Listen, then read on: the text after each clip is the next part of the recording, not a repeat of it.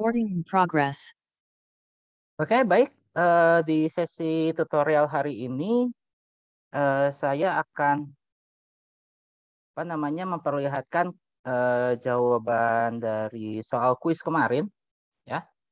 Jadi kemarin itu kan Anda diberi soal yang seperti ini ya. Nah, mudah-mudahan apa yang Anda pelajari sehari sebelumnya ini sesuai dengan apa yang keluar gitu ya, karena saya sudah sampaikan bahwa ini dari soal tahun 2019 ya, yang ininya eh, yang soalnya ini sama persis, tinggal Anda mengerjakannya ini tanpa kalkulator itu gimana. Nah, kemarin sudah diperlihatkan bahwa kita ada 5 soal yang terdiri dari kinematika, dinamika, usaha energi, dan juga impuls momentum, serta benda tegar.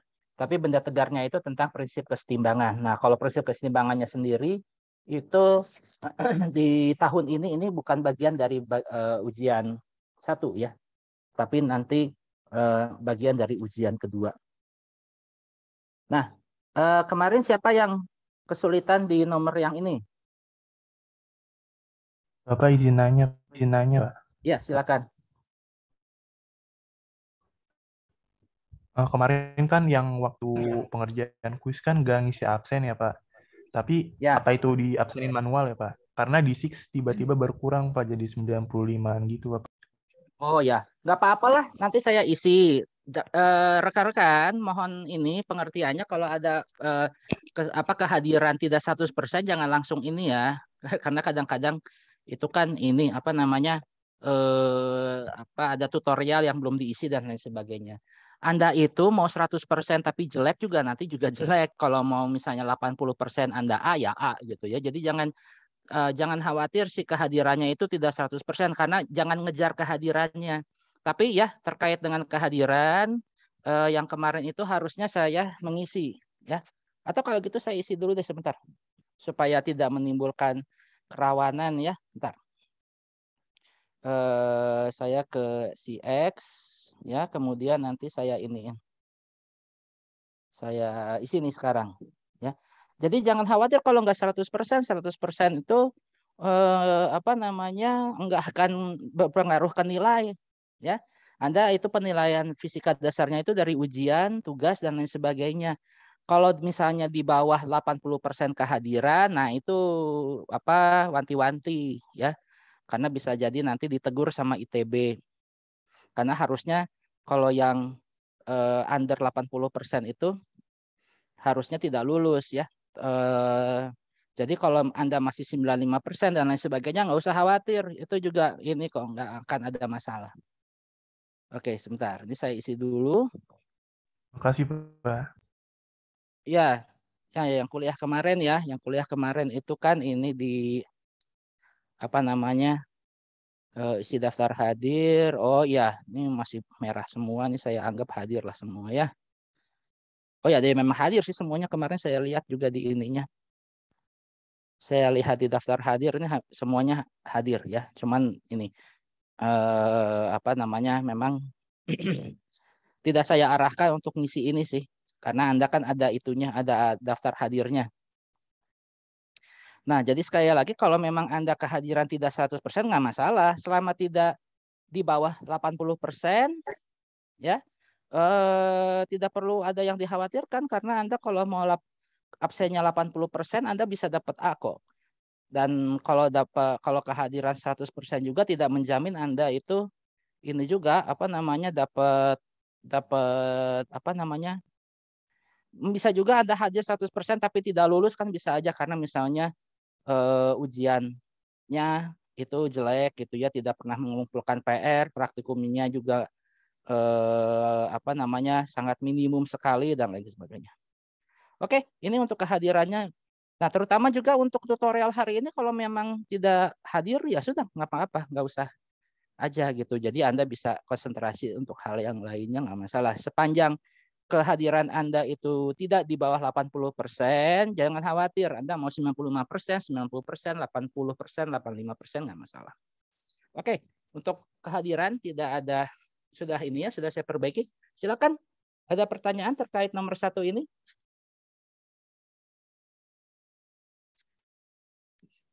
Nah, ini ya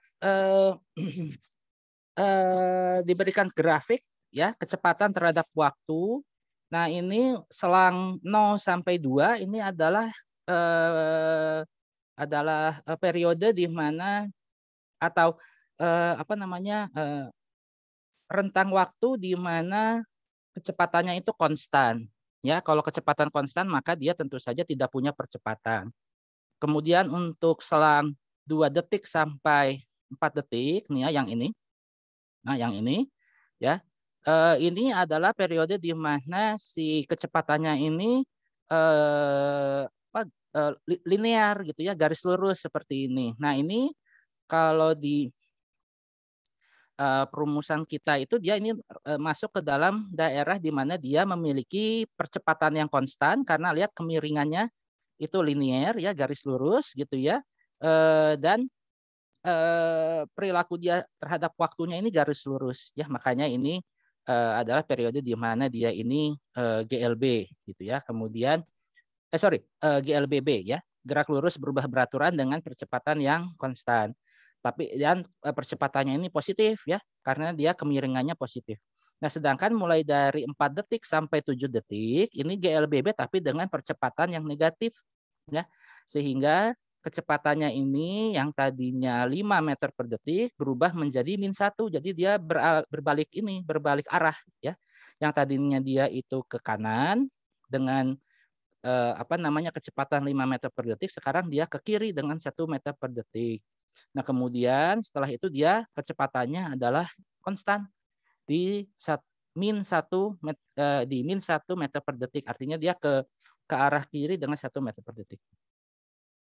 Nah, ini cara untuk menentukan ininya ya. Cara untuk menentukan, tuliskan vektor kecepatan partikel sebagai fungsi waktu pada selang waktu 0 dan 2 second dan selang waktu 4 dan 7 second. Nah, kalau yang ini ya untuk waktu antara 0 sampai 2 second ini vektor kecepatannya adalah seperti ini ya. Vektor kecepatannya bentuknya adalah seperti ini ya. V vektor sebagai fungsi waktu adalah sama dengan 1 dikalikan I-topi meter per detik ya. Ini untuk 0 sampai 2 second. Kemudian untuk yang selang 4 sampai 7 second ya. 4 sampai 7 berarti yang ini ya. Ini berarti dia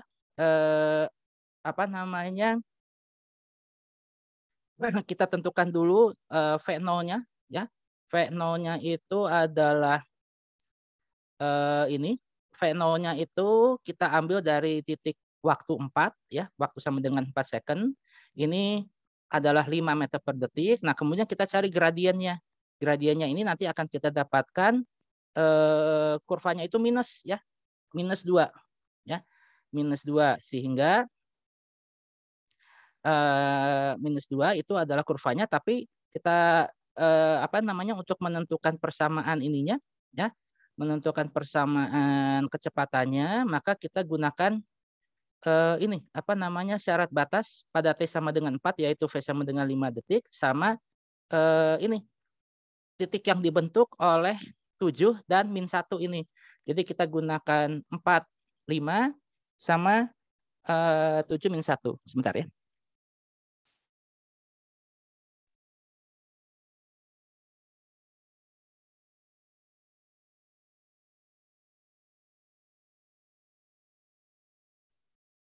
Nah, sehingga kita nanti dapatkan persamaan kecepatannya itu adalah V sebagai fungsi waktu adalah -2T ditambah 13 dengan arahnya I meter per detik ya. Jadi ini persamaan kecepatannya.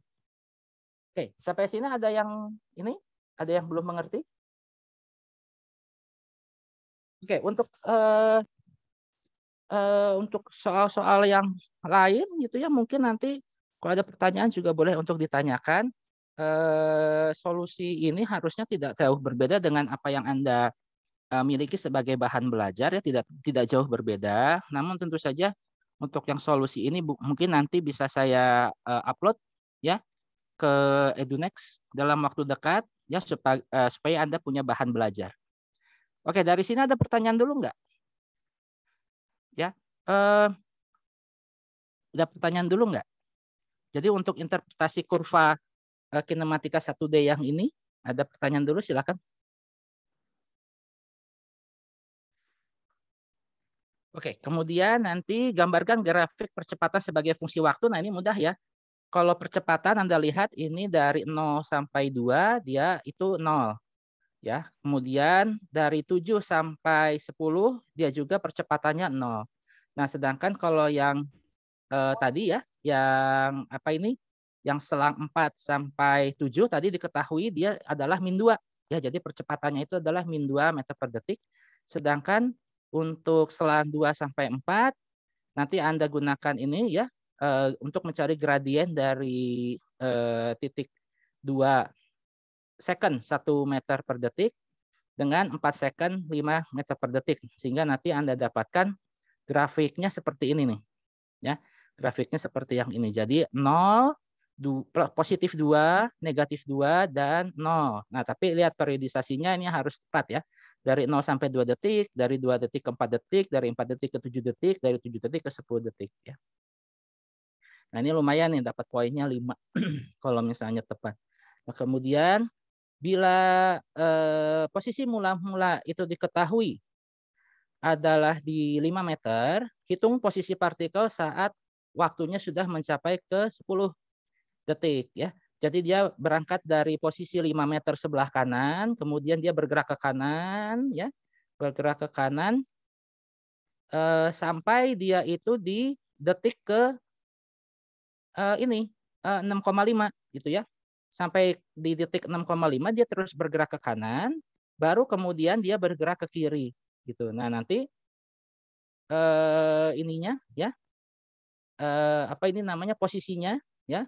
Posisinya antara 0 sampai 2 second ini kita bisa hitung luas di bawah kurvanya ini berupa segi 4 ya, atau ya segi 4, sehingga Anda tinggal menghitung panjang kali lebar ditambahkan ke 5, nanti akan Anda dapatkan ininya.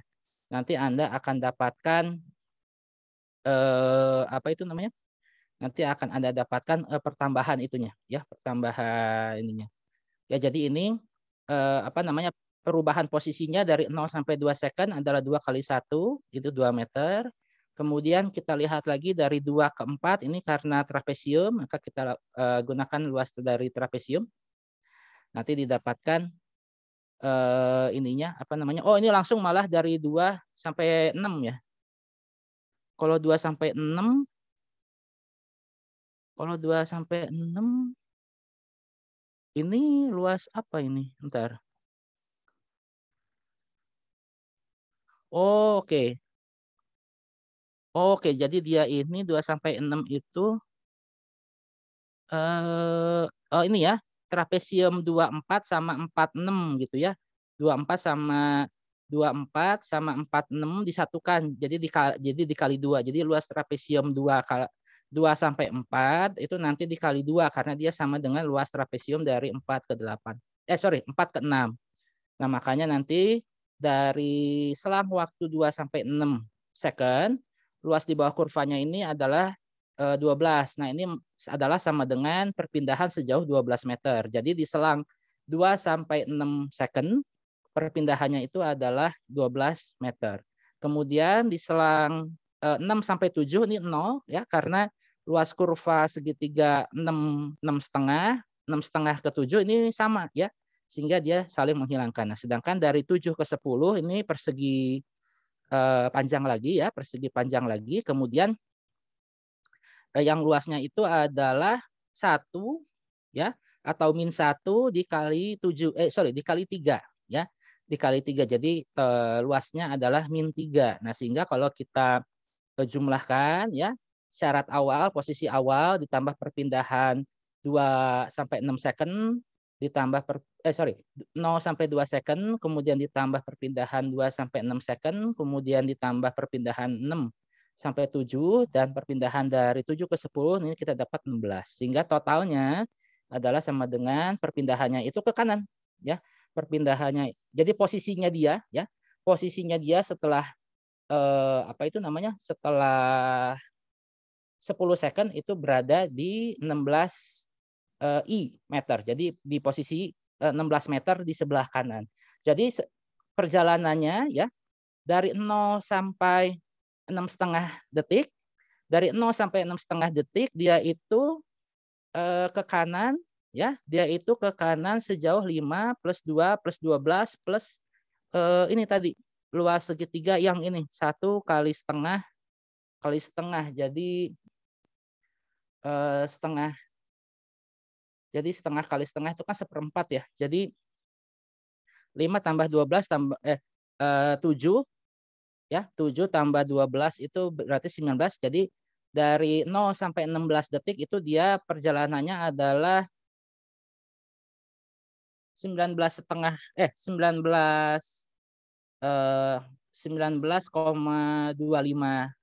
19,25 meter ke kanan, kemudian dia balik arah ya. Balik arahnya itu sejauh min 3,25 sehingga totalnya adalah 16, yaitu adalah posisi dia sampai di detik ke 10 itu. Nah, kemudian yang terakhir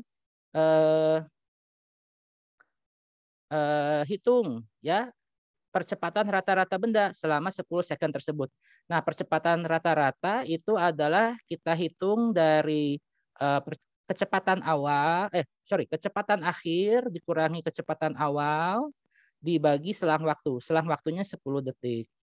Ya, makanya nanti si percepatan rata-ratanya adalah min 1 dikurang 1 dibagi 10 sama dengan min 0,2 I meter per detik kuadrat. Ya, seperti itu. Oke, untuk yang nomor ini ada pertanyaan dulu nggak? Untuk yang nomor 1 ini kinematika ada pertanyaan dulu nggak? Ada yang masih belum bisa? Ada yang masih belum bisa? Kalau misalnya Anda diberi kurva yang lain, harusnya nanti bisa ya. Kalau misalnya nanti diberi kurva kecepatan, atau nanti kurva percepatan, atau nanti kurva itu perpindahan, kemudian nanti Anda harus cari variabel yang belum diketahui, harus tahu ya gimana caranya. Silakan. Kalau ada pertanyaan. Bapak mau nanya lagi. Kalau misalkan ini kan di soal ini kan ada satuannya Pak. Kalau misalkan nanti ujian gitu, kalau kelewat gitu nulis satuan di jawabannya, ngurangin poin nggak Pak? Per poin gitu. Untuk beberapa dosen pasti mengurangi ya. Karena gini, saya kan udah pernah cerita ya bahwa nanti soal jawaban Anda ya, itu yang meriksa bukan saya ya. Yang meriksa itu adalah dosen lain. Oleh karena itu, maka jawaban itu harus selengkap mungkin. Ya, jangan lupa satuan. Karena kalau hanya angka saja atau gini Anda langsung tiba-tiba ada angka muncul tapi jalannya itu nggak ada gitu ya. Nah, itu juga nanti nggak penuh ya. Nggak penuh nilainya. Oleh karena itu, maka harus selengkap mungkin karena nanti yang akan memeriksa itu bukan saya. Ya, yang memeriksa itu nanti adalah dosen yang lain. Oleh karena itu, kalau misalnya nanti Anda dapat pemeriksa yang sangat teliti, nah itu ada potensi Anda mengalami pengurangan nilai, ya, seperti itu. Makasih Pak. Ya, silakan. Ada pertanyaan terkait ini? Nah, nanti hati-hati ya kalau misalnya nanti yang keluar ini V-nya diagram V-nya beda gitu ya. Jadi Anda harus tahu bagaimana cara mengubah atau menyelesaikan persoalan kinematika satu dimensi ini kalau misalnya diberikan grafik gitu ya. Atau misalnya Anda diminta untuk menulis vektor. Nah, jangan lupa notasi vektornya harus lengkap. Ya. Notasi vektor harus lengkap. Begitu pula nanti di soal-soal yang ada di bawah, kalau misalnya itu diminta menulis gayanya, nah gaya itu sendiri tuh vektor. Nah, makanya harus lengkap. Ya.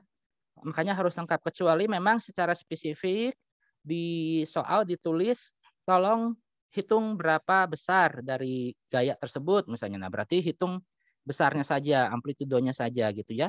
Nah, tapi tentu saja ininya apa namanya besar daripada vektor itu harus juga disertai dengan satuannya, jangan sampai lupa.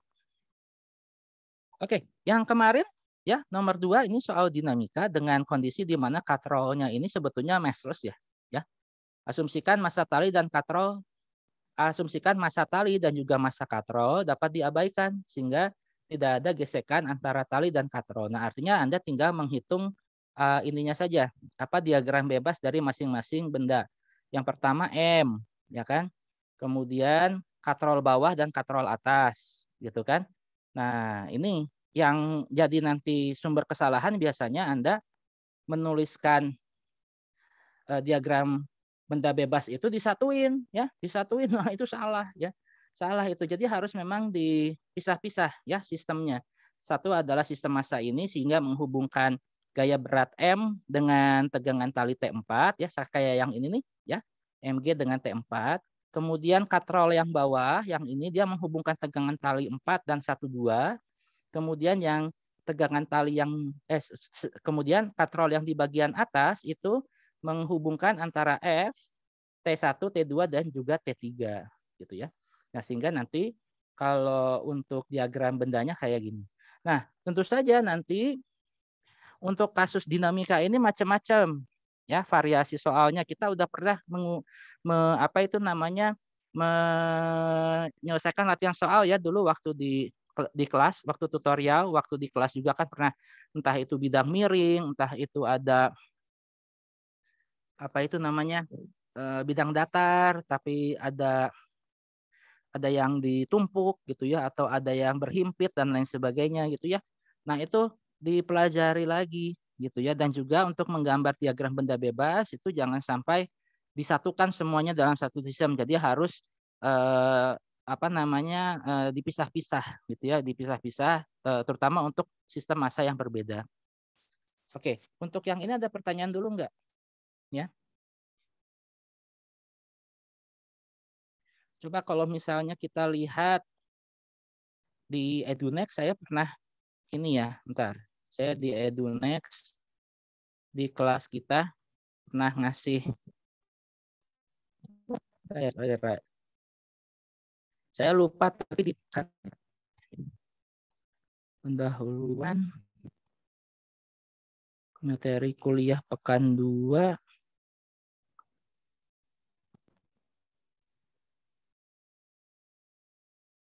bukan yang ini. Bahas contoh soal bidang miring yang mana ya?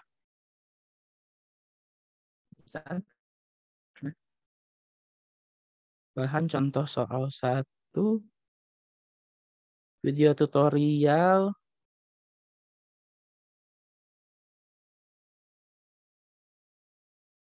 contoh soal 2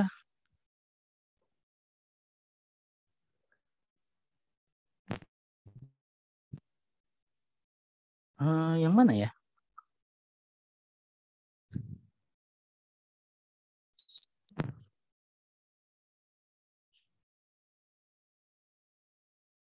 Waktu itu kita pernah sebelum tutorial modul 1 itu dilaksanakan, tapi itu yang kapan ya?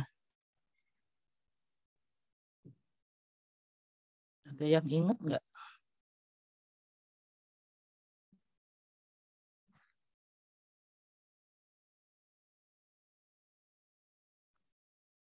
Atau coba saya cari dulu ya sebelum.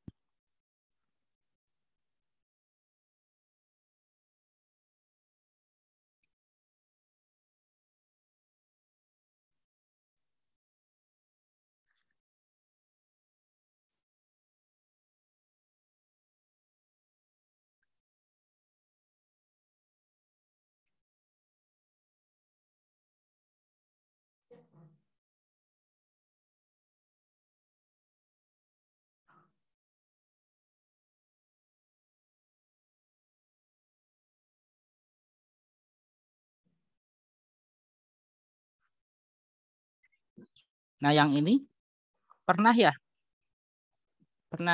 kita ini kan ya, kita pernah Pak. Iya. membahas soal yang ini kan ya. Nah, ini tuh ya, ini berasal dari ini ya, berasal dari soal ujian tahun 2016. Kalau soal dinamikanya dulu gini nih, ya. Soal dinamikanya itu contoh soalnya kayak gini. Jadi ada sebuah mobil truk gitu ya. Awalnya diam, ya, awalnya diam membawa sebuah paket bermassa 5 kg. Nih ya, paketnya nih di atas. Ya, yang ini terletak pada posisi L, 4 meter dari ujung belakang. Kemudian truk bergerak dengan percepatan konstan sehingga mencapai laju 20 meter per detik dalam 10 second. Ya.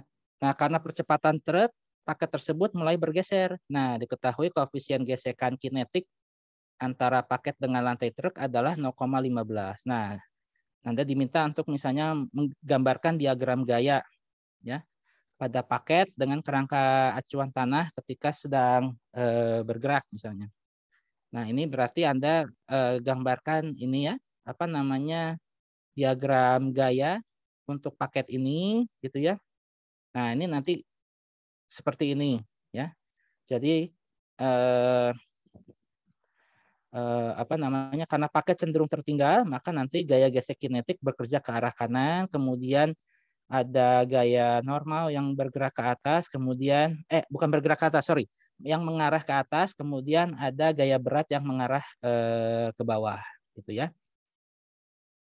Nah kemudian, nah karena gini, jadi gini, si truk ini kan percepatannya ke depan, berarti ya percepatannya itu ke depan, berarti arah geraknya itu kan ke depan si truk ini. Nah efek dari arah gerak daripada truk ini pada box ini justru nanti akan bergerak ke kiri. Nah makanya si gaya geseknya ya, si gaya geseknya itu nanti akan mengarah ke kanan ya. Makanya si gaya geseknya mengarah seperti itu karena ini tadi si gaya gesek apa namanya atau arah gerak daripada truk ini kan ke kanan, sehingga si arah gerak daripada yang massa yang ada di atas itu dia ke kiri. Nah sehingga gaya geseknya searah dengan arah daripada si truk ini gitu. Nah kemudian dari sini diminta Anda untuk tentukan percepatan horizontal paket relatif terhadap kerangka acuan tanah. Nah, di sini maka kita pilih arah X positif ke kanan dan Y positif ke atas, maka kita hitung sigma FY-nya, ya ini dari menyamakan gaya normal dengan gaya berat, ini kita dapatkan seperti ini. Kemudian nanti si ininya, ya gaya apa namanya horizontalnya, total gaya horizontalnya adalah seperti ini, ya sehingga ya, nanti mu k mu n ya mu k dikalikan gaya normal itu adalah sama dengan ma ya sama dengan ma sehingga nanti didapatkan percepatannya itu adalah sebesar 1,47 meter per detik. Nah kemudian lama waktu tentukan lama waktu paket mencapai tepi belakang truk gitu ya. Jadi si ininya ya si apa percepatan daripada si paket ini kan ke belakang gitu ya, ke belakang. Nah, jadi lama waktunya berapa sampai dia mencapai ke belakang. Tadi kita sudah hitung percepatannya itu adalah 1,47 meter per detik kuadrat. Ini besarnya ya. Ini besarnya. Tapi tentu saja apa itu namanya arahnya itu ke belakang gitu ya, arah dari percepatannya ini dia ke belakang. Jadi waktu yang dia butuhkan untuk supaya menempuh 4 meter ke belakang ini sampai ke ujung ini ya itu berapa detik gitu ya, berapa detik. Jadi kita punya apa itu namanya jarak tempuhnya adalah 4 meter, percepatannya adalah minus 1,47, kemudian apa itu namanya kecepatan awalnya diam ya, kecepatan awalnya itu 0 karena mula-mula diam, Nah, kemudian yang lain gitu ya. Dicari berapa T-nya. Nah, ini nanti akan kita gunakan yang ini ya. Akan kita gunakan persamaan yang ini, kemudian nanti kita dapatkan T-nya itu adalah sama dengan 3,89 second. Nah, ini tentu saja apa ini namanya? Apa ini namanya? Menggunakan ini ya, apa namanya? Persamaan GLBB yang ini. Kemudian pertanyaan yang kedua misalnya tentukan komponen horizontal kecepatan paket ketika paket mencapai tanah. Nah, jadi dari sini ke sini ya, dari sini ke sini nanti ada ini apa namanya gerak parabola gitu ya, dari ujung sini ke bawah sini. Nah, ini ketinggian daripada bak truknya ini adalah 1 meter. Nah, sehingga kalau kita punya apa namanya gerak yang dari ujung ini mengarah ke kanan, nah kemudian dia karena gravitasi ada dia turun ke bawah, maka nanti si ininya ya, nih ya setelah lepas dari truk, paket akan bergerak parabola dan kecepatan horizontalnya ketika sampai di tanah sama dengan kecepatan horizontal ketika lepas dari truk itu tadi, sehingga nanti kita dapatkan V-nya itu adalah sama dengan 5,72 meter per detik. Yang arahnya itu ke sebelah belakang gitu ya. Yang arahnya itu ke, kalau kita mau pakai notasi vektor, dengan arah X positif ke kanan, Y negatif ke atas, maka dia apa ini namanya? Apa namanya kecepatan paket ketika mencapai tanahnya itu sebetulnya adalah V sama dengan min 5,72 itopi meter per detik. Tapi di sini yang diminta ini langsung komponen horizontal. Jadi kita bisa tulis dia sebagai V sama dengan 5,72 meter per detik. Nah, kalau di soal yang 2000 ini ya 2016 ini contoh soal dinamikanya ya ini tentang katrol ini. Nah, tadi kita untuk apa namanya untuk yang sistem katrol ini kita kalau apa ini namanya disuruh gambar kita udah selesai ya yang ini. Jadi untuk yang sistem berat yang ini masanya ke bawah, tegangan talinya ke atas. Kemudian kita lihat sistem massa untuk yang ini. Ya, yang katrol yang bawah. Nah, katrol yang bawah ini ada tegangan tali ke atas dari T1 T2 yang ke bawahnya T4. Kemudian untuk yang katrol yang atas ini ada F ke bawah, T1 ke bawah, T2 ke bawah, T3-nya ke atas. Nah, kemudian tentukan besar gaya yang diperlukan supaya benda bermassa M bergerak dengan laju tetap. Nah, dengan laju tetap ini artinya dia percepatannya 0 sebetulnya. Percepatannya itu sama dengan 0. Pada sistem katrol di samping dan tentukan pula besar tegangan tali T1, T2, T3, T4. Oke, T4 itu adalah sama dengan gaya berat ya. T4 itu adalah sama dengan gaya berat daripada massa M. Kemudian untuk menghitung apa ini T1 dan T2 ini caranya seperti ini. Jadi T1 adalah sama dengan T2. Jadi T4 yang ke bawah itu ini bersama ya ditanggung bersama oleh T1 dan T2. Sehingga T4 yang tadi sudah kita tahu besarnya adalah mg itu nanti tinggal dibagi 2. Nah, kemudian dengan alasan yang sama karena T1 sudah kita ketahui, T2 sudah kita ketahui, kemudian apa ini namanya F minimum ini adalah sama dengan T1 sama dengan T2 sama dengan mg per 2, maka nanti T3-nya itu adalah sama dengan 3/2 mg gitu ya. Nanti akan sama dengan 3/2 mg. Nah, itu adalah F minimumnya ya, adalah sama dengan F minimumnya. Nah, kemudian apabila benda bergerak ke atas, jadi apabila si M besar ini bergerak ke atas dengan percepatan A setengah G, nah tentukan tegangan tali dari T1, T2, T3, T4 karena nanti berbeda ya. Karena nanti berbeda. Nah, percepatan yang ini kan berkaitan dengan ini. Apa namanya? Nah, yang sistem yang ini ya. Jadi kalau misalnya benda bergerak ke atas dengan percepatan A sama dengan setengah G, maka ininya ya si komponen gayanya adalah seperti ini. Jadi T4 minus Mg adalah sama dengan Ma. Ya. Jadi kalau yang sebelumnya, ini kan gaya yang diperlukan supaya massa M bergerak dengan laju tetap. Kalau bergerak dengan laju tetap, maka si M-nya ini tidak mengalami percepatan. Tapi kalau dia bergerak ke atas dengan percepatan tertentu, maka nanti si persamaan gayanya nih, ya, T4 dikurangi Mg sama dengan Ma. Nah, sehingga nanti kita dapatkan T4-nya adalah ini, ya. T4-nya adalah sama dengan 3/2 Mg. Kemudian nanti apa namanya, T4 yang ke bawah ini dibagi rata dengan T1 dan T2 sehingga nanti didapatkan T1 T2-nya itu adalah sama dengan 3/4 Mg. Kemudian nanti F minimumnya itu adalah sama dengan T1 sama dengan T2 sama dengan Mg per 2. Nanti didapatkan T3-nya itu adalah sama dengan T1 sama dengan T2 ini sama dengan ini ya, harusnya 3/4 nih, sorry. Ini harusnya sama dengan 3/4 ya. Ini bukan Mg per 2 ya, tapi ini adalah sama dengan 3/4 Mg, sehingga nanti T3-nya itu ya, T3-nya itu adalah sama dengan ini ya, sama dengan 9/4 Mg. Jadi beda dengan yang di atas ya.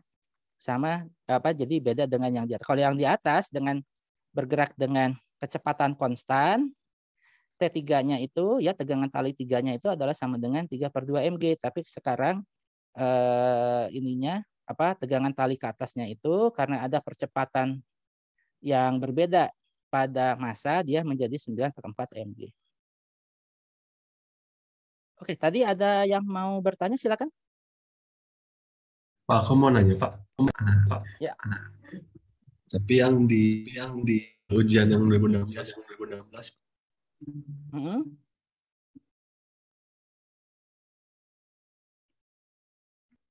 Itu Ya, yang kenapa? diagram gaya yang tepatnya, yang Ya. bagian B. Itu kan akselerasinya ke kiri. Tapi pas kita tinjau diagram gayanya tuh ke kanan. Ya, jadi si ininya ya, si apa ini namanya, si percepatannya ini ya, apa namanya, si gaya geseknya ini dia arahnya ke kanan ya, dia arahnya ke kanan sehingga mu kn ya, padahal dia itu nanti akan menghasilkan percepatannya itu ke arah kebalikannya gitu ya, harusnya ya, makanya apa ini namanya, di sini kan apa ini namanya, si A-nya ini kan di sini nilainya kan 1,47 meter per detik kuadrat. Padahal arah geraknya itu dia ke kiri. Nah, nanti kalau harus ditulis dalam apa namanya, percepatan, jadi nanti kalau misalnya tentukan percepatan gitu ya, tentukan percepatan paket relatif terhadap kerangka acuan, itu Anda tulis secara lengkap, jadi A-nya ini adalah sama dengan min 1,47 I topi meter per detik kuadrat. Tapi karena di sini percepatan horizontal ya, jadi ini langsung diminta ininya aja, langsung diminta nilainya saja ini. Nah, ini percepatannya adalah 1,47 meter per detik kuadrat. Tapi Anda harus tahu bahwa dia arahnya itu dia ke sebelah kiri, karena nanti kan dia ini karena ada apa, karena si mobilnya ini bergerak ke sebelah kanan, si paket ini ke sebelah belakang ya, ke sebelah kiri gitu ya. Jadi ini kan truknya maju. Nah, karena dia maju dengan percepatan yang konstan, maka si paketnya ini bergerak ke arah sebalikannya, ke belakang. Makanya harusnya ini kalau ditanya vektornya ya, kalau ini kan dia A saja nih ya. Ya, ini kan A saja. Ini langsung ke besarnya ya. Nah, ini yang makanya sering jadi apa ya? Sering jadi kebiasaan daripada teman-teman di sini lupa bahwa ini tuh sebetulnya satuan, ada ininya, ada besaran vektornya sebetulnya. Dia arahnya tuh sebetulnya ke belakang gitu ya. dari segi besarnya, dari segi nilainya sudah betul. Tapi dia tuh geraknya kemana? Ke kanan atau ke kiri gitu kan? Nah di sini di soal sih sebetulnya udah diketahui nih dia karena ininya dia ke belakang gitu. Karena si mobilnya ini bergerak ke depan sehingga dan di sini kan disebutkan ini ya apa namanya karena percepatan truk paket tersebut mulai bergeser gitu kan. Nah bergesernya itu ke sebelah kiri atau ke belakang truk. Nah makanya arah yang ini nih harusnya A-nya ini ya kalau ada arahnya maka dia harusnya ada tanda negatif. Tapi di sini langsung ke ininya, langsung ke besarnya saja. Karena ada ini nih, ada keterangan horizontal paket relatif terhadap kerangka acuan tanah gitu. Nah, makanya dia ininya si negatif, tanda negatifnya hilang. Tapi harusnya kalau dihitung ya, kalau misalnya harus lengkap A vektor gitu ya. A vektornya itu harusnya sama dengan min 1,47 meter per detik kuadrat I topi gitu ya, karena I topi kan arahnya ke sebelah kanan.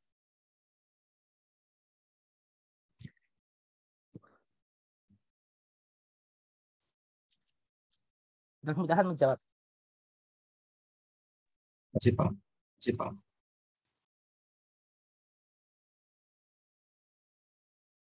Oke. Nah, kalau di ini 2016, nah ini.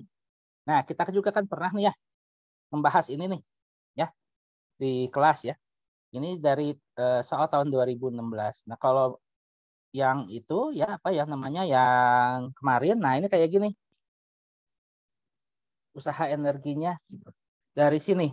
Ini ada bidang miring kasar, ini ada yang licin ya, ini ada bidang miringnya sudutnya itu menghasilkan tangennya itu 3/4. Ya, jadinya si sudut ini kalau ditanya sinusnya itu adalah 3/5, kemudian kosinusnya itu 4/5. Nah, kemudian di sini ada sistem pegas, Kak ya. Jadi ini 2M ini dia turun ke bawah ya.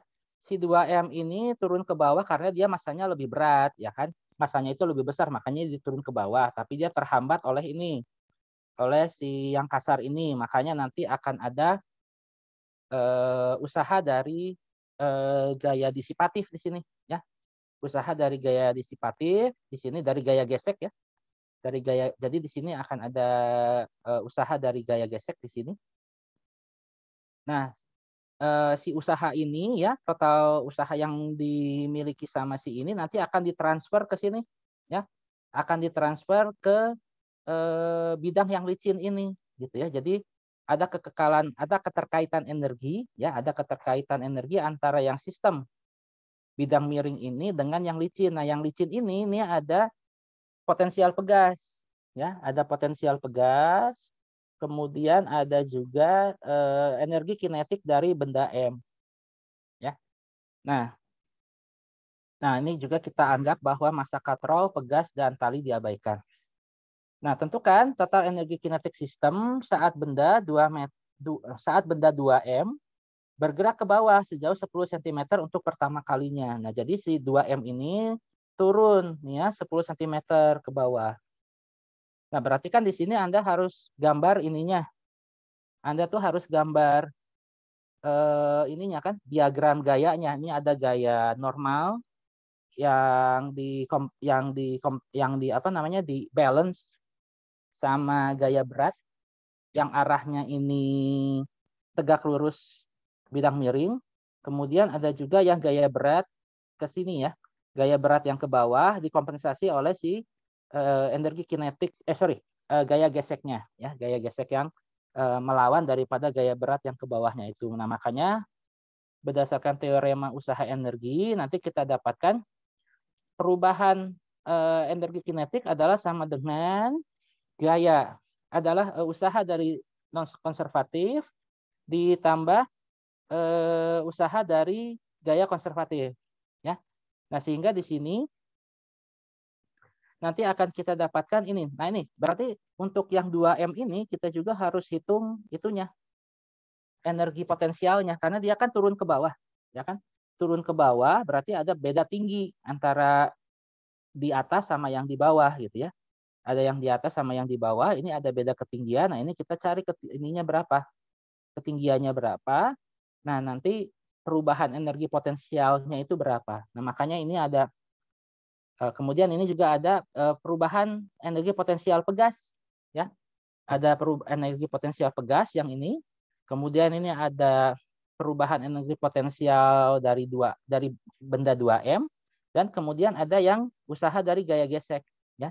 Nah, sehingga setelah nanti setelah nanti digabungkan, nanti akan kita dapatkan apa ini namanya? Nah, ini tadinya di soal disebutkan keadaan awal kedua benda adalah diam. Nah, artinya energi kinetik mula-mulanya diam. Artinya seluruh total usaha yang kita hitung dari sistem ini itu nanti akan menjadi nilai akhir dari dari energi kinetiknya. Ya. Nah, itu yang A. Nah, kemudian untuk besar energi kinetik dari benda 2M pada keadaan soal A nih ya. Tadinya diam, kemudian dia nyampe bawah gitu ya. Nah, hitung berapa, kalau kita tahu berapa kecepatannya di 10 cm di bawah, maka nanti kita bisa hitung berapa energi kinetiknya, karena kita tinggal mengalihkan 2M dengan kecepatannya itu. Nah, artinya kita diminta untuk ngitung berapa sih ininya, apa namanya, energi kinetik untuk benda yang digantung itu. Nah, makanya di sini kita dapatkan ya, perubahan energi kinetik yang terjadi pada benda ini adalah perubahan energi kinetik benda M ditambah perubahan energi kinetik dari benda 2M. Nah, sehingga dengan demikian nanti akan kita dapatkan si energi kinetik benda 2M-nya itu adalah sama dengan 2,10 Joule seperti ini. Nah, semoga apa yang ditulis di sini itu yang solusi yang sama dengan yang Anda pelajari ya. Karena kalau berbeda ya mungkin itu perspektif dari teman-teman di Himavi mungkin berbeda. Tapi kalau sama ya syukur ya.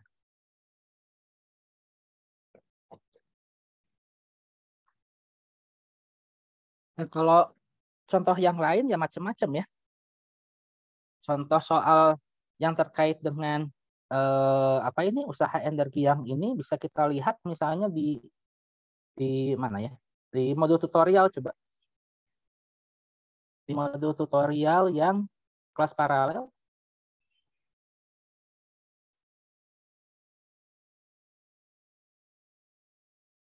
Modul tutorial kelas paralel.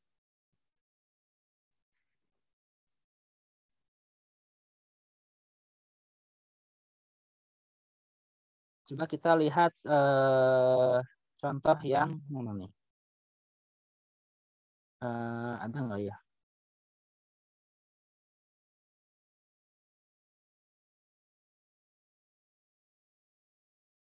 Situasinya misalnya beda gitu ya. Nah, misalnya yang ini gitu ya. Misalnya yang ini ya, bidang miring yang ini tapi ini kasar gitu ya. Nah, nanti perhitungannya berarti Anda punya F yang menarik ke atas, ada gaya gesek ke bawah. Nah, itu adalah gaya usaha. Nah, ini kemudian ada perpindahan D-nya. Nah, makanya nanti akan dihitung usaha oleh gaya gesek ya. Usaha dari gaya disipatif dikalikan ini berasal dari gaya angkat ke atas dikurangi gaya gesek dikalikan dengan perpindahan. Nah, itu kita bisa hitung berapa perubahan energi kinetiknya. Tapi kita juga harus tahu nih energi potensialnya nih berubah ya. Dia dari bawah 0 dia ke atas gitu. Nah, ini kita juga harus cari tahu berapa perubahan energi potensial. Nah, ini ya persoalannya kayak gini. Ya. Persoalannya kayak gini. Nah, atau ya.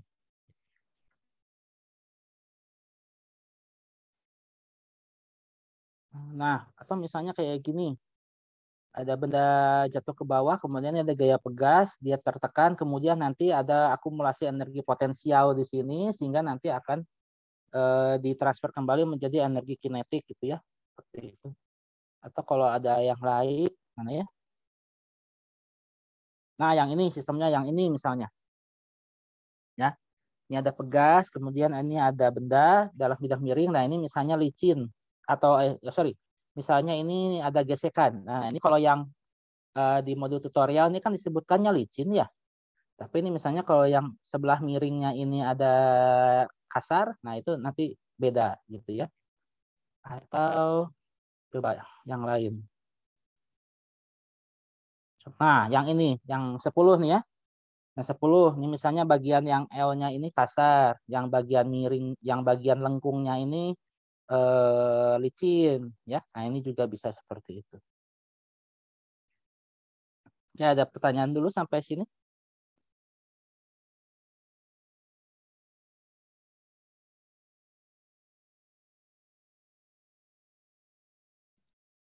Oke, kalau yang selanjutnya sebentar.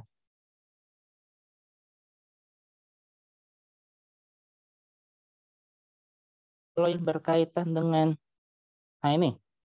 Kalau yang berkaitan dengan momentum ya, momentum linier ini misalnya ada partikel A menumbuk partikel B dan C ya, menumbuk partikel B dan C. Yang B dan C-nya ini diem ya. B dan C berada dalam keadaan diam, tapi kalau yang A-nya ini punya kecepatan awal V0. Nah, diketahui massa A itu lebih kecil daripada massa A itu lebih besar daripada massa B dan sama dengan massa C. Nah, di sini disebutkan pada awalnya partikel B dan C berada pada keadaan diam dan jarak pisah keduanya adalah L.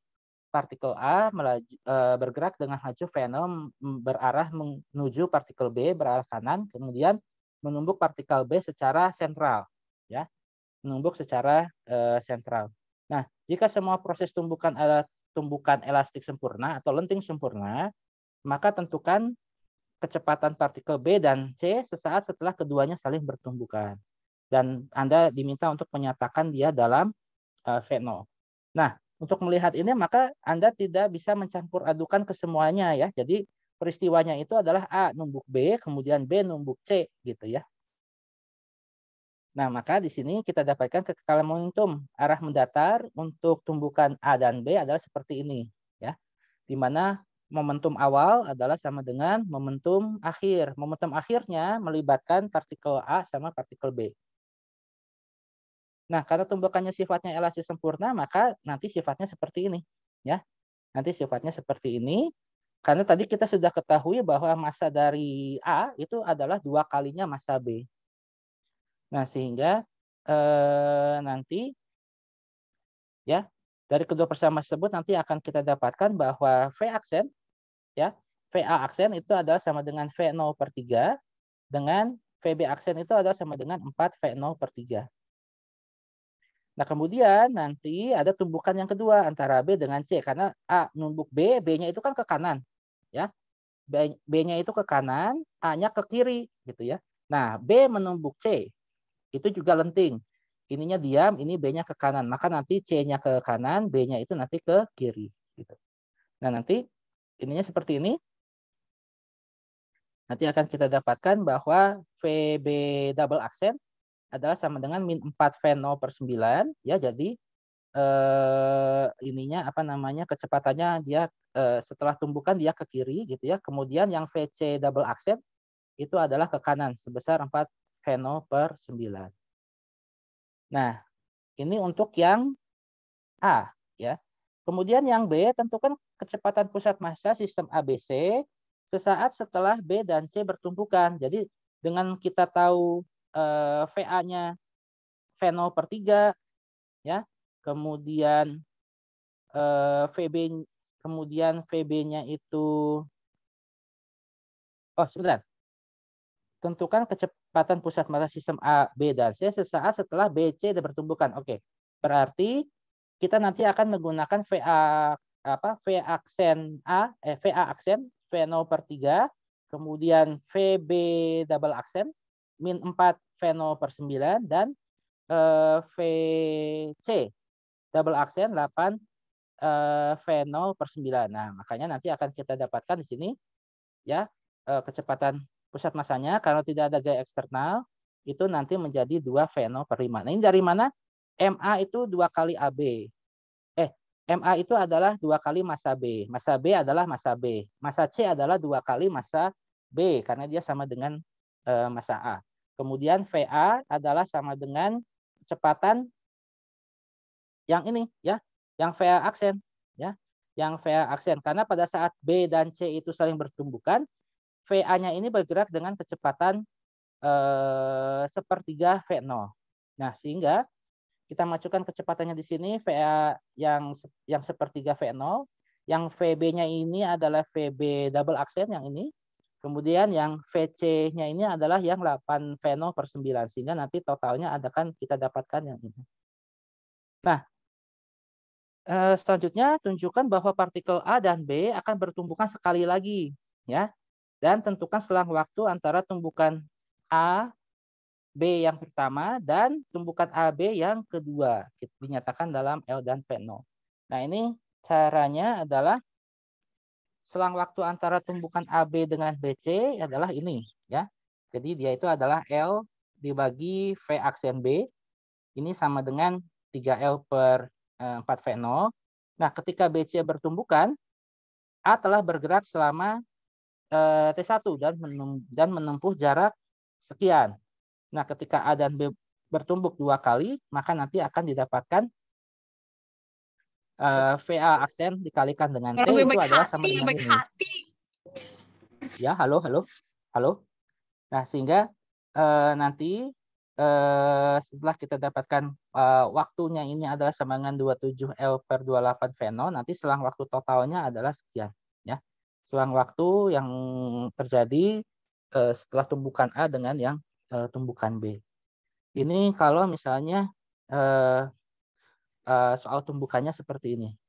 Nah, kalau yang kemarin, ini contohnya dari impuls ya. Ada benda bermassa 6 kg bergerak pada bidang datar XY. Nah, jadi ini impulsnya ini ya, 2 dimensi. Ya, ada Fx, ada Fy. Nah, ini laju awalnya, ini adalah 5 meter per detik membentuk sudut theta terhadap sumbu X. Di mana tangen tetanya itu adalah sama dengan 3/4. Artinya sinus tetanya adalah 3/5 ya. Cos tetanya adalah 4/5.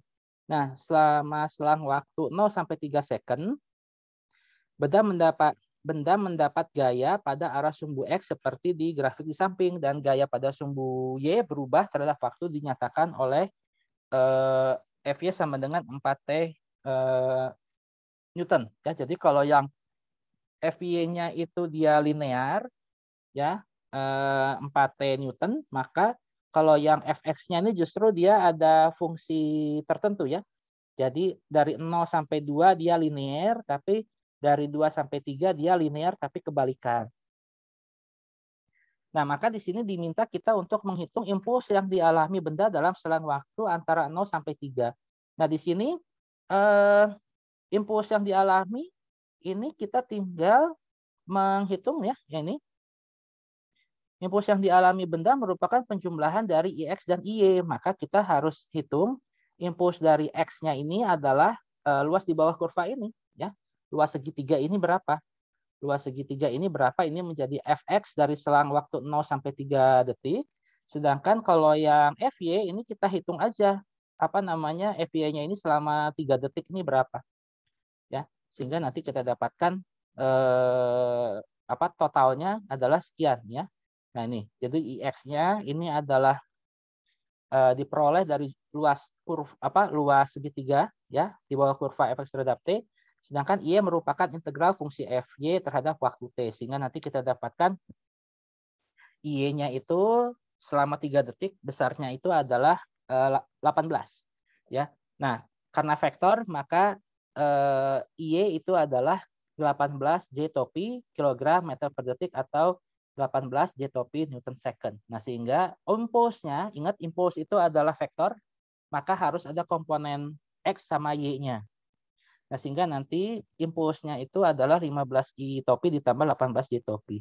Nah, ini untuk yang menghitung impuls. Nah, tentukan momentum linear benda setelah 3 second. Nah, berarti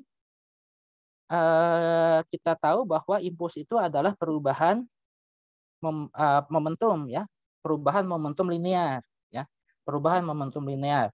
Nah, sehingga ya nanti akan kita dapatkan impulsnya adalah sebagai berikut. Nah, tadi ada ini ya, ada informasi laju awalnya itu adalah 5 meter per detik membentuk sudut theta terhadap sumbu X. Nah, artinya 5 meter per detik ini adalah besarnya, kita harus hitung komponen dari kecepatan arah X sama kecepatan arah Y gitu ya. Itu untuk kecepatan awalnya. Nah, kemudian nah ini karena besarnya adalah 5 meter per detik, maka yang komponen X-nya itu adalah sama dengan 4, komponen Y-nya itu 3. Nah, momentum awal itu adalah massa ya, massa 6 kg dikalikan dengan vektor kecepatan ini. Nah, sehingga nanti momentum akhirnya itu adalah sama dengan impuls ditambah momentum awal ya. Karena impuls itu kan sama dengan momentum akhir dikurangi momentum awal. Nah, momentum akhirnya itu adalah sama dengan impuls ditambah momentum awal. Nah, sehingga nanti kita dapatkan momentum akhirnya adalah 39 itopi ditambah 36 jetopi dengan satuannya Newton second ya. Nah, kemudian bila benda tersebut pada 3 second kemudian pecah menjadi 2 bagian, nah berarti di sini peristiwanya menjadi tumbukan inelastik ya. Tumbukannya menjadi inelastik. Nah, pecahan 1 memiliki massa sepertiga bagian massa awal bergerak searah sumbu X dengan laju 12. Kemudian pecahan yang kedua itu tentukan kita tentukan gitu ya, terutama posisinya, posisi pecahan benda yang lain dari posisi pecah pada T second setelah pecah.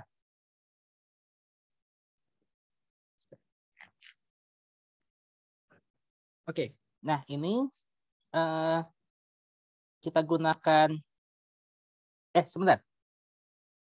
Yang C dulu ya, hitung gaya rata-rata yang diterima. Gaya rata-rata yang diterima ini bisa kita hitung dari impulsnya dibagi dengan delta waktunya. Nah, ini besarnya F rata-ratanya adalah sekian ya. Ingat dalam notasi vektor. Kemudian tadi untuk ya pecah menjadi 2 bagian pada saat 3 second. Ini berarti berlaku ini ya. Karena tidak ada gaya luar yang bekerja, maka momentum linear kekal sehingga momentum awal sama dengan momentum akhir. Nah, momentum awalnya itu adalah yang ini, ya. Jadi pada saat dia nyentuh, momentum linear final ini adalah momentum sebelum dia pecah. Nah, sehingga untuk misalnya nanti kita ketahui kecepatan benda yang bergerak satunya lagi, nanti kita ketahui dari sini, ya. Jadi ini 39I ditambah 36J ini adalah momentum yang ini, momentum linear yang ini. Itu adalah sama dengan momentum akhir. Nah, momentum akhir tadi kita sudah dapatkan bahwa ini ya, mana nih? Pecahan 1 memiliki massa sepertiga bagian massa awal. Jadi tadinya massa awalnya ini 6 kg, kemudian dia pecah 2. Yang satu massanya sepertiga dikalikan 6, itu lajunya 12. Nah, berarti yang satunya lagi 2/3 dikalikan kecepatan yang akan kita cari, gitu ya.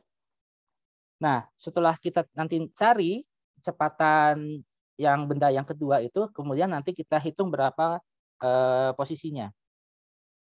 Nah, di sini nanti kita dapatkan posisinya itu adalah sama dengan, kita dapatkan nanti kecepatannya itu adalah 15/4 I topi ditambah 9 J topi meter per detik. Kemudian posisi benda saat meledak itu adalah tinggal kita kalikan kecepatan ini dengan waktu.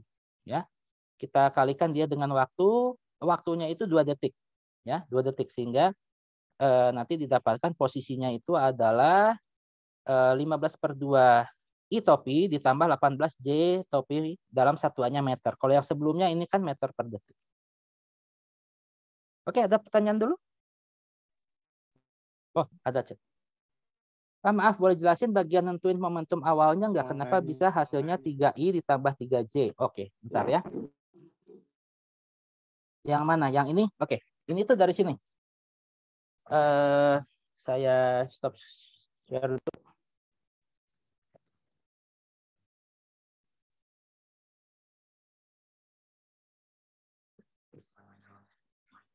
Oh, sebentar.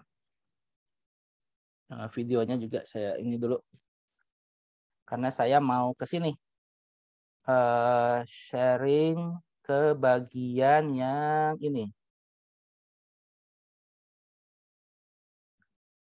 Ya, Anda bisa ngelihat PowerPoint di ini di tampilan layar Anda kan ya? Siapa? Ya, tadi kenapa dia 3 itu kayak gini? Jadi maaf. Ya. Bentar ya.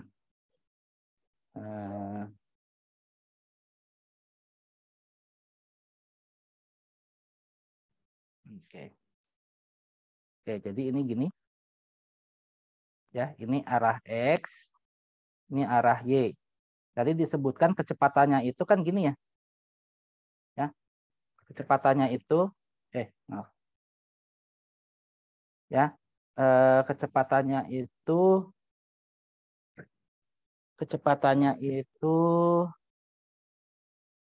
5 ya. Dengan sudutnya itu tadi ini theta ya. Tangen theta adalah sama dengan berapa tadi? 3/4 ya. Sehingga sinus theta adalah sama dengan 3/5 dan cos theta adalah sama dengan 4/5. Ini kan dari sini, dari segitiga istimewa ya. Maaf, gambar saya kurang baik.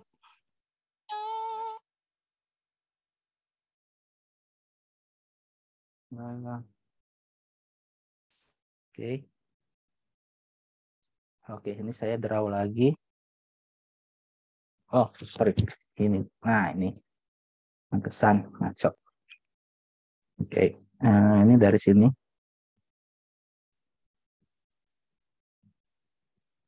Ya. Ini kan tetanya. Kalau ini 3, ini 4, ini 5. Karena dari 5 kuadrat itu adalah sama dengan 3 kuadrat tambah 4 kuadrat. Ya kan? Ini 25 sama dengan 9 ditambah 16. Nah, tadi bentar.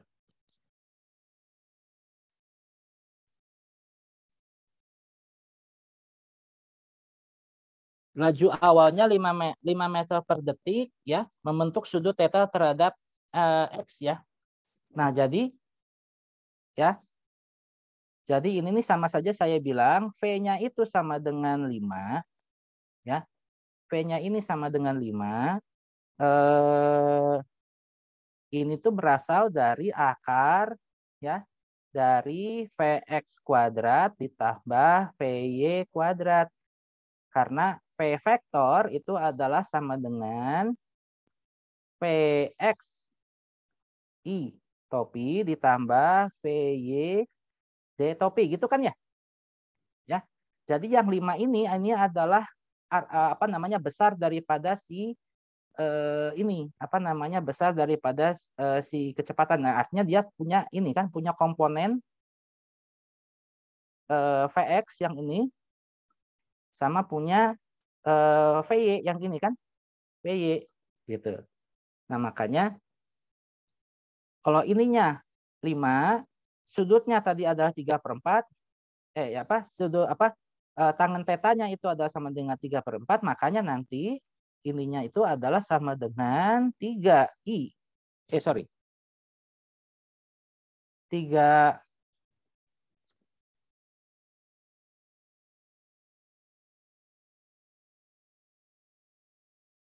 meter per detik I topi ditambah 4 meter per detik J topi ya. Jadi ini kecepatan vektornya ya. Kecepatan vektornya adalah 3 I topi ditambah 4 J topi ya. Jadi dari sini ya munculnya itu di situ.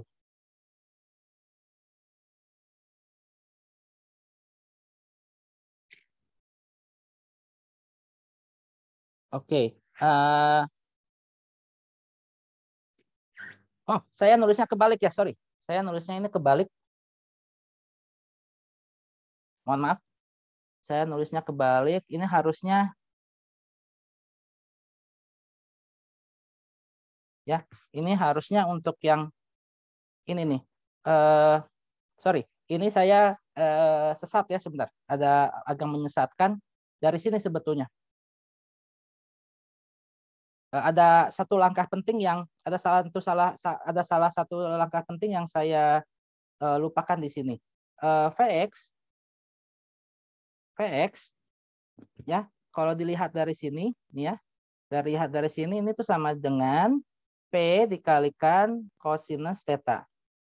Kemudian VY itu adalah sama dengan P dikalikan sinus theta. Nah, ini kan sama dengan 5 dikalikan cos theta-nya itu tadi berapa? 4/5.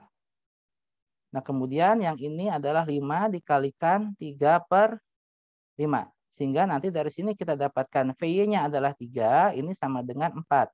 Makanya nanti didapatkan ini adalah 4I I topi ditambah 3C topi. Ya. Nah, ini makanya apa ini namanya? Kita dapat bersamanya ini dari sini gitu ya. Ya. Jadi itu ada langkah ininya ya. Ada langkah apa itu namanya? Ada langkah mencari Vx dan Vy-nya gitu ya. Jadi nggak bisa langsung seperti yang tadi ada langkah apa menyesatkan gitu ya. Jadi dari sini nih apa namanya, kalau misalnya kita punya vektor ini ya, kalau misalnya kita punya vektor A ya, maka ini kan dia ada komponen vertikal sama horizontal. Jadi ada AX, ada AY. Nah, kalau misalnya kita tahu sudutnya, maka A Y ya, AY itu adalah sama dengan sorry.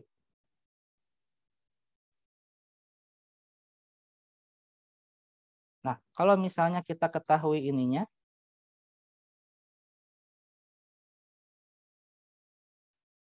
kalau misalnya kita ketahui bahwa bahwa ini apa namanya AY ya, ini adalah sama dengan A dikalikan sinus theta, kemudian AX itu adalah sama dengan A cos theta.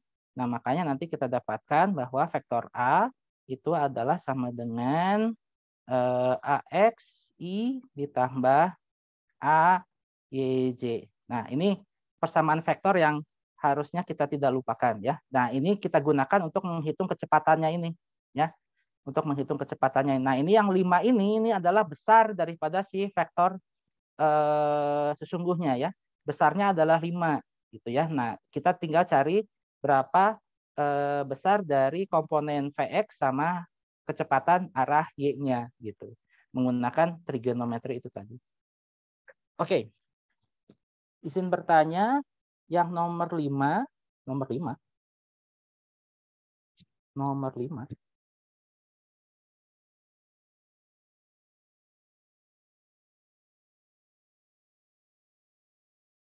Nomor 5.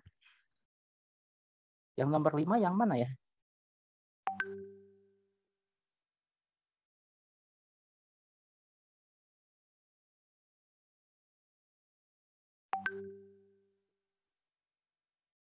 Yang nomor 5 maksudnya yang mana?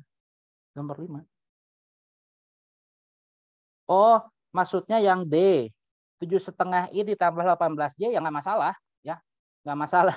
Yang itu mah jangan terlalu difikirkan ya. Kita nggak akan harus mirip gitu, enggak ya.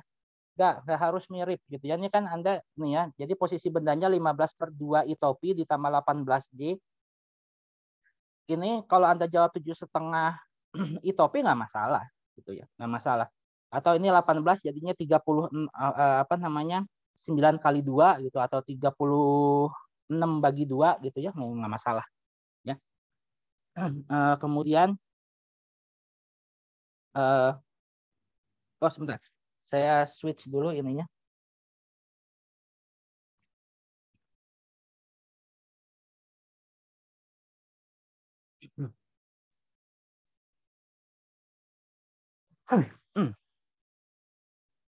Yang tadi ditanyakan ini 7,5 I topi ditambah 18 ya nggak masalah ya.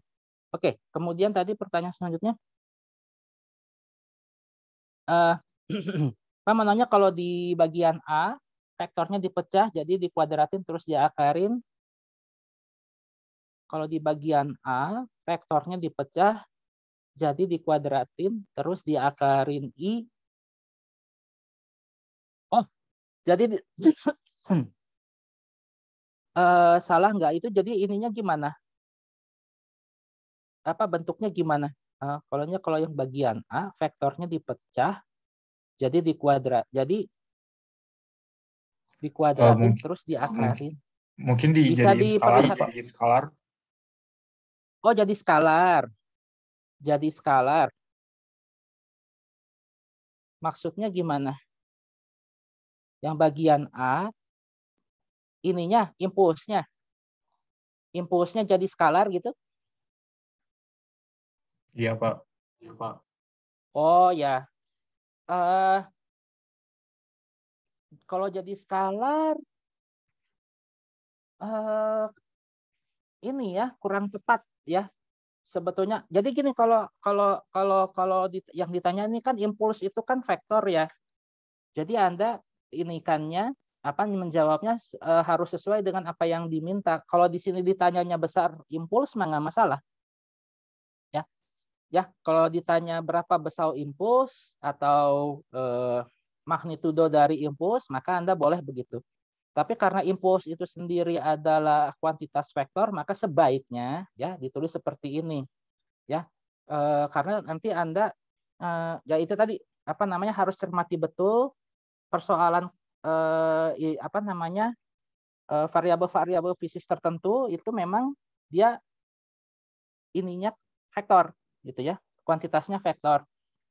Makanya sebaiknya jangan diinikan sebagai skalar gitu ya. Sebaiknya seperti itu. Yang amannya sih dalam bentuk, kalau misalnya Anda bisa tulis dia dalam bentuk vektor itu jauh lebih aman sebetulnya. Oke. Oke. Nah, kalau yang terakhir kemarin itu ya ini berkaitan dengan soal kesetimbangan. Soal kesetimbangannya ini jadi ini ada batang yang ini yang miring seperti ini berada dalam kesetimbangan statik ya. Gambarkan diagram gaya benda bebas untuk benda M dan tongkat. Nah, kalau benda M-nya ini ada yang ke bawah, masanya ke bawah, ada tegangan tali ke atas. Nah, kalau yang tongkat M ini ada gaya berat dari tengah-tengah tongkat ke bawah. Kemudian ada gaya tegang tali ya, yang ini yang arah bawah sama yang ke samping gitu ya, sama ada ini gaya normal ya yang ke atas. Nah, kemudian di sini juga ada ini ya gaya gesek ya, gaya gesek antara si ini ya bagian bawah daripada si tongkat dengan lantai ya. Jadi nanti diagramnya seperti ini ya. Kalau yang bagian yang massa tergantungnya ini ada tegangan tali sama massa saja. Nah, kalau yang tongkatnya ini ada tegangan tali ke kanan sama ke bawah, ada berat dari tongkat itu yang ke bawah, ada gaya normal yang ke atas, ada gaya gesek yang ke kiri ya. Karena si benda ini kalau misalnya nanti jatuh dia yang bagian bawahnya ini dia ke kanan. Nah, saat tepat akan tergelincir berlaku kesetimbangan gaya dan torsi. Nah, resultan gaya dalam arah horizontal ini adalah sama dengan ini. Kalau arah horizontal berarti hanya berlaku yang tegangan tali D ke kanan sama yang gaya gesek yang ke kiri. Ya, makanya ini TD sama dengan F. Nah, kemudian resultan arah vertikal ini ada N, ada MG, ada TF. Nah, sehingga nanti kita dapatkan seperti ini, ya. Dan resultan torsi, ya. Kalau tadi kan resultan gayanya, resultan gaya arah horizontal, vertikal. Nah, kemudian kita juga hitung resultan torsi dari gaya-gaya yang ada. Jadi di sini sumbunya itu yang mana, ya? Ya, sumbunya itu yang mana? Mungkin ada mahasiswa yang mengambil titik acuan yang berbeda, tapi seharusnya hasil akhirnya harusnya adalah sama. Jadi di sini kalau misalnya nanti benda ini bergerak, harusnya nanti yang menjadi acuan putarnya ini yang di bagian bawah, ya. Harusnya nanti acuan putarnya atau sumbu putarnya itu ada di bagian bawah, sehingga lengan gayanya atau torsinya itu muncul di titik P itu dari gaya yang tegangan tali yang ke kanan sama tegangan tali yang bawah, kemudian ada gaya berat yang ke bawah dikalikan dengan panjangnya adalah setengah L/2. Nah, sehingga nanti kita dapatkan yang ini nih. Ya. Nanti kita dapatkan persamaan yang ini, ya. Kemudian nanti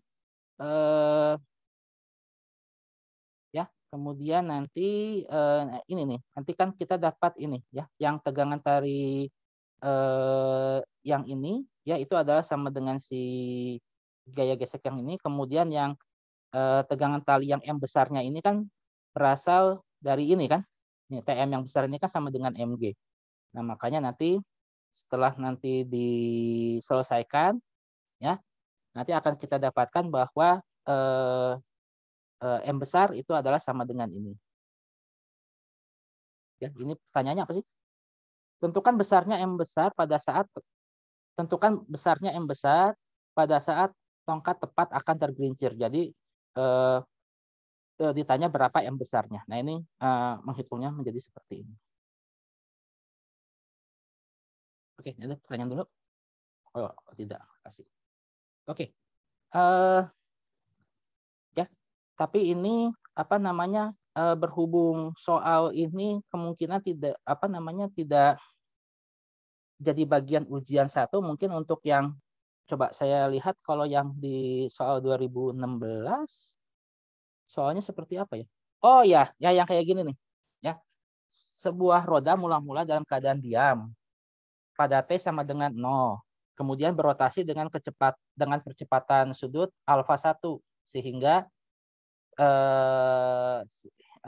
dia punya percepatan alfa 1 sampai 20 detik. Kemudian setelah itu dilanjutkan dengan percepatan alfa 2 sehingga berhenti pada T sama dengan 70 detik. Dalam 20 detik pertama, roda tersebut mengalami rotasi 10 kali putaran penuh. Nah, tentukan nilai alfa 1 dan nilai kecepatan sudut pada T 20 detik. Nah, ini yang diminta ini tentukan nilai alfa 1-nya, ya. Dan kecepatan sudut pada T 20 detik. Nah, untuk menghitung kecepatan sudut, kita gunakan percepatan sudut dikalikan dengan waktu, dan perpindahan sudut itu adalah sama dengan setengah omega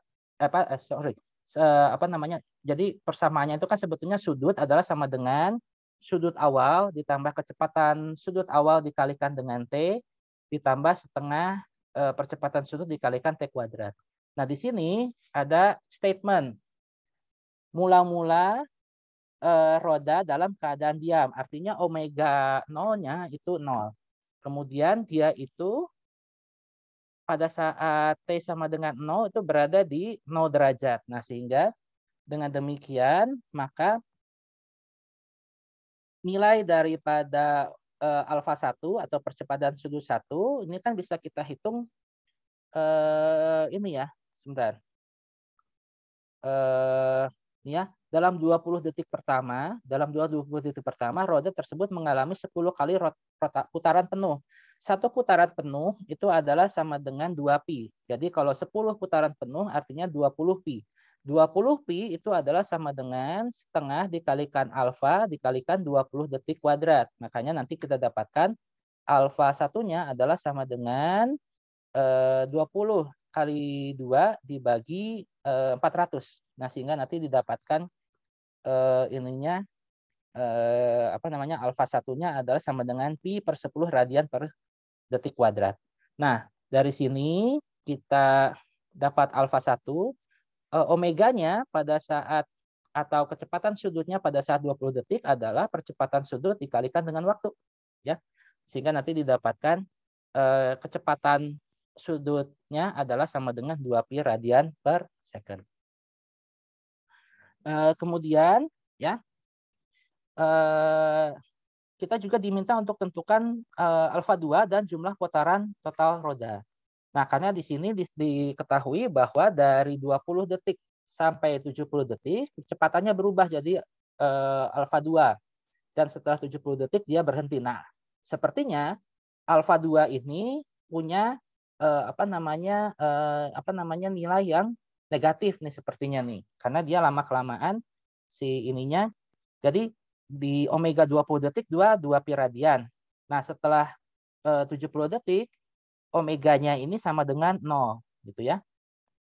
Nah, karena omega akhir atau kecepatan sudut akhirnya ini sama dengan 0, maka dia itu adalah sama dengan kecepatan sudut 20 detik ditambah percepatan dikalikan 50 detik ya. Dikalikan 50 detik. Nah, kenapa 50? Karena ada selang waktu dari 70 detik ke 20 detik ya. Nah, sehingga nanti akan kita dapatkan kecepatan sudut yang kedua ini negatif ya, negatif pi per 25 radian per second kuadrat. Nah, kemudian jumlah putaran total roda ya dengan lambda yang seperti ini, maka nanti akan kita dapatkan dari sini ya. Perpindahan sudutnya adalah sama dengan kecepatan sudut awal dikalikan dengan waktu ditambah setengah kecepatan yang 2 dikali T kuadrat. T kuadratnya tadi 50 kuadrat ya. Jadi selang waktunya itu adalah 50 karena ini sudutnya yang diukur pada waktu 70. Nah, sehingga nanti kita dapatkan 2pi dikali 50 ditambah setengah dikali min pi per 25 dikali 50 kuadrat. Nanti akan didapatkan perpindahan sudutnya itu adalah 50pi dibagi 2pi. Sehingga nanti didapatkan dia itu sudah menempuh 25 putaran. Nah, kemudian jika jari-jari roda adalah 2 meter, tentukan percepatan tangensial. Nah, kalau percepatan tangensial itu adalah sama dengan kecepatan kuadrat dibagi dengan jari-jari dan percepatan sentripetal. Tangensialnya itu adalah sama dengan lambda ya. Percepatan tangensialnya itu bukan lambda, tapi alfa ini ya, alfa dari kasus kita ini, dan percepatan sentripetal itu adalah dari V kuadrat per R.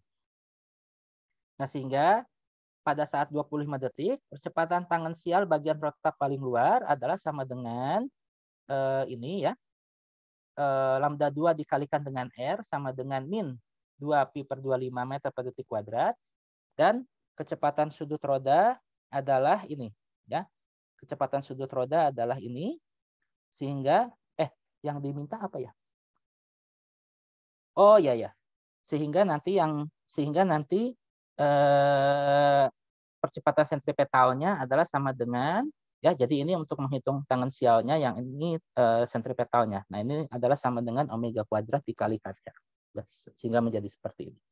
Nah, ini soal yang dari tahun 2016 yang menggunakan analogi itu ya, kinematika rotasi translasi sebagai soal nomor 5. Nah, ini harusnya juga di buku PWiki udah ada nih ya, 2016. Jadi saya nggak akan uploadin lagi solusinya ke EduNext kita karena ini udah ada di sana. Oke, ada pertanyaan dulu sebelum kita akhiri karena udah waktunya ini maghrib. Pak, maaf, mau mastiin. Jadi besok kemungkinan besar nggak ada soal timbangan ya, Pak? Timbangan ya? Ya, tidak ada. Baik, terima kasih, Pak. Ya. Kemudian, ini ya, besok jangan lupa bawa KTM sama KSM, ya. Jadi saya tahu KTM dan KSM-nya itu kan ada di CX gitu ya. Nah, kalau misalnya Anda punya printer, silahkan boleh di print. Tapi kalau enggak ya nanti tinggal tunjukin aja di HP. Sama seperti waktu simulasi kita kemarin ya. Jadi jangan lupa itu, karena kalau enggak ya Anda harus lapor ke itu ya, harus lapor ke ruang panitia. Nah, kemudian jangan sampai telat ya. Kalau telat Anda nggak dapat tambahan waktu. Kalau telatnya keterlaluan lebih dari 30 menit, Anda nggak boleh masuk ke ruangan, Anda harus lapor diri dulu ke ruang panitia ya. Nah, padahal Anda itu kan kemarin diperlihatkan sebentar. Itu kan gedung A ke gedung sekre panitia tuh lumayan jauh ya. Coba saya, jangan sampai telat. Kalau telat 5 menit, 15 menit Anda hanya rugi waktu. Tapi kalau lebih dari 30 detik, lebih dari 30 menit, apalagi sampai sejam gitu ya, karena begadang, ketiduran gitu ya. Nah, itu Anda nggak boleh langsung masuk ke kelas ya. Nggak boleh langsung masuk ke kelas. Anda harus lapor ke ruang panitia ya di GKU. Nah, Anda ini kan ujiannya di gedung A ke GKU itu lumayan jauh gitu. Makanya jangan sampai telat karena Anda harus lapor kalau misalnya telat lebih dari 30 menit ya. Ini kan Anda ujiannya di gedung A di 9604 sama 9605 ya. Makanya jangan telat. Nah, diingatkan juga besok tidak boleh menggunakan kalkulator dan jangan berupaya untuk bawa kertas contekan ya, karena kalau ketahuan nanti Anda akan dicatat di berita acara, kemudian nanti Anda lapor, nanti akan ada laporan ke saya, nanti saya nggak mau lah ngasih Anda sanksi kalau melakukan ini ya. Saya tuh sebetulnya nggak mau kalau misalnya Anda tuh dapat gara-gara kecurangan gitu. Makanya jangan berbuat curang ya, jangan berbuat curang. Karena nanti kalau misalnya Anda melakukan kecurangan itu nggak langsung ditegur, tapi nanti nama dan NIM Anda tuh akan ada di berita acara. Oleh karena itu, mohon berperilaku dengan sopan, baik, dan juga menaati tata tertib yang berlaku, gitu ya. Jangan lupa nanti untuk saat nanti memulai ujian berdoa dulu ya, supaya Anda tenang pada saat mengerjakan soal ujian. Pastikan Anda dalam kondisi sehat, karena kalau Anda sakit maka Anda harus mengikuti ujian ketiga sebagai pengganti ujian 1, karena kita tidak ada ujian susulan, tidak ada ujian pengganti selain ujian 3. Oke, ada pertanyaan dulu sebelum kita akhiri? Oke, kalau tidak ada, maka saya ucapkan selamat belajar. Semoga besok ujiannya lancar. Semoga besok ujiannya sukses. Semoga Anda mendapatkan hasil yang maksimal dari hasil belajar Anda ya. Dan mungkin mohon maaf besok saya tidak bisa ke Jatinangor karena saya harus jadi komandan di prodi fisika di Ganesha. Sehingga besok saya akan mewakilkan ke Pak Arbi, Pak Nur Hasan, sama Pak Dewa untuk ini ya, kegiatan yang ada di sana. Jadi mohon jaga kesehatan ya, jangan diforsir belajarnya sampai begadang dan lain sebagainya. Mudah-mudahan besok Anda berhasil dalam ujian ya. Jangan lupa berdoa sebelum melakukan ujian. Oke, saya cukupkan tutorial kita pada hari ini. Saya doakan yang terbaik bagi Anda untuk ujian besok. Semoga apa yang kita sudah pelajari selama 7 pekan terakhir ini bermanfaat bagi Anda dalam mengerjakan ujian besok. Oke, saya stop recordingnya.